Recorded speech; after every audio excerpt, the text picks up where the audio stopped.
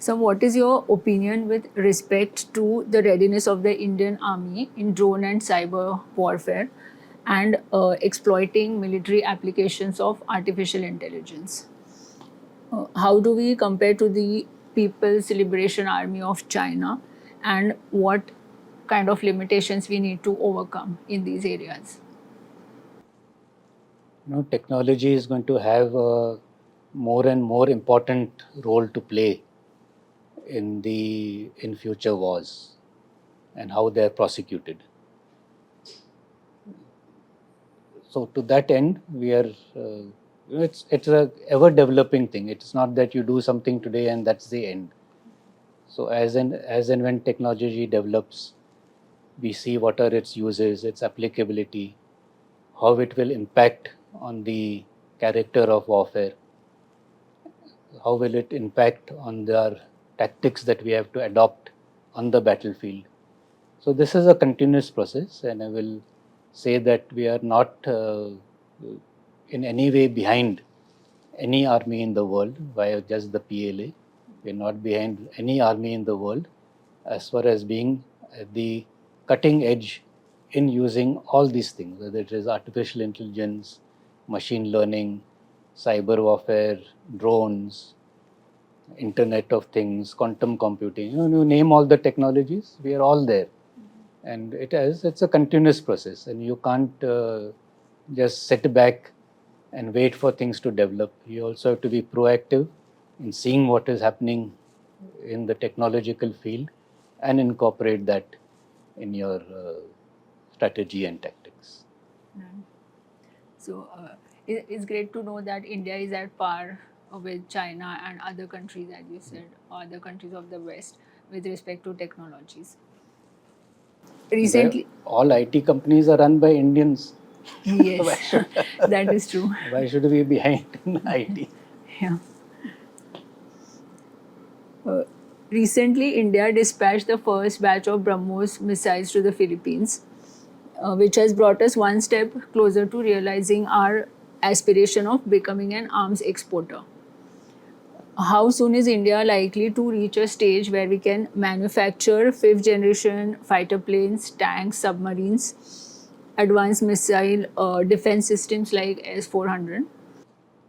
So there are two parts, of course, to this question. One is how self-reliant are we? Where do we stand today as compared to yesteryears? And then going forward, what are our plans? So definitely, we are much better off today than what we were a decade ago. We had in the past not kept our civil industry in the loop as far as defense manufacturing is concerned, especially in the realm of weapons. They were, like Tata's was there, they were giving us vehicles. But as I said, it's a non lethal part of it. But they were not actually manufacturing weapons, ammunition. All that was the monopoly of the defense public sector undertaking, DPSUs.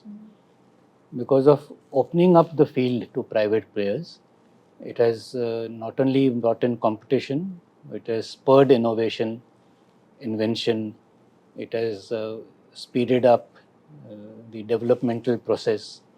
And because of all these things, obviously, we are much closer to our goal of becoming as self sufficient as possible in the field of arms, ammunition, weapons, technology.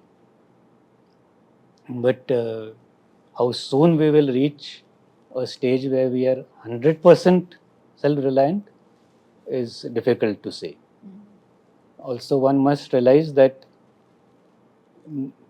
no country makes 100% of it, of any weapon system by itself. Even if the US is making something, maybe 10% of the components are coming from Germany, 10% are coming from UK. So they are also not 100% made in US, or is not 100% made in Russia. If you're getting something from Russia, maybe they're also getting components from some third country.